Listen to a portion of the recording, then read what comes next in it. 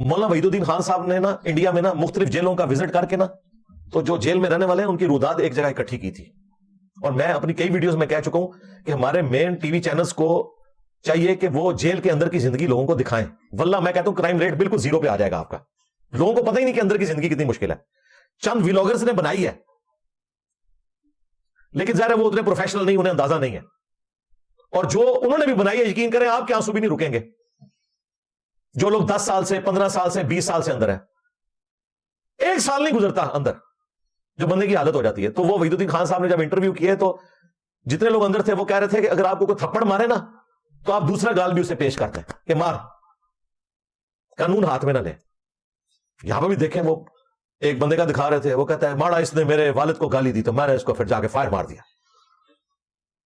تو گالی واپس ہوگی فائر مارنے سے؟ پوری زندگی کے لیے تو چلا گیا جیل میں اور کوئی نیکی کا کام بھی نہیں کیا. اللہ کے حضور لگ سے مجرم,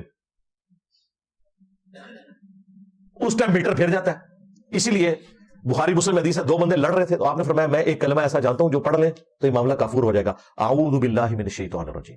جب آپ کو غصہ آئے نا اور صبر نہ ہو رہا ہو تو اعوذ باللہ من الشیطان الرجیم ترجمہ ذہن میں رکھتے ہوئے میں اللہ کی پناہ میں آتا ہوں اس راندہ درگاہ شیطان کے اگینسٹ. اے اللہ میں تیری پناہ میں آتا ہوں جو اس وقت مجھے ورگلانے کی کوشش کر رہا ہے. لا حول ولا قوت الا باللہ.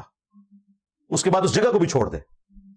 گھر میں اگر خاوند کو بیوی پہ غصہ آیا نا تو چپ کر کے نا گھر سے باہر نکل جائے.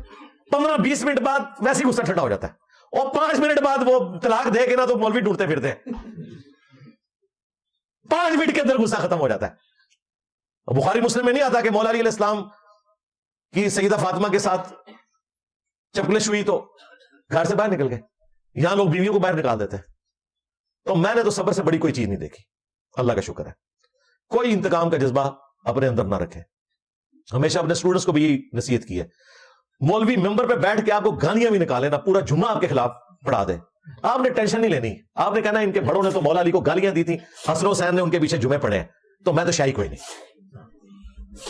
اس کے بغیر گزارا نہیں میرے بھائی, یہ ذہن میں رکھیے گا. اگر آپ غصے کو اپنے دماغ پہ سوار کریں گے تو اس کا اینڈ رزلٹ یہ ہے کہ آپ اپنے آپ کو تباہ کر بیٹھیں گے. تو صبر کے بغیر اس دنیا میں گزارا نہیں ہو سکتا. چونکہ آخرت کی زندگی آپ کو بدلہ ملنے والا ہے, لہذا صبر کر لیں.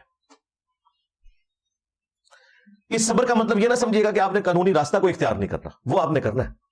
جو قانونی معاملات ہیں وہ آپ نے لے کے چلنے ہیں. اگر آپ کی چوری ہوئی ہے صبر آپ کریں گے, قانونی کارروائی کریں.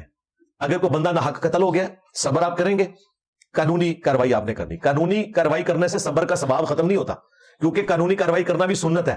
یہ اسلام نے سزائیں رکھی ہیں. صبر یہ ہے کہ اس بندے کے جرم کے اگینسٹ آپ نے خود قانون ہاتھ میں نہیں لینا. یہ ہے صبر. معاملات کو قانونی طریقے سے لے کے چلنا ہے.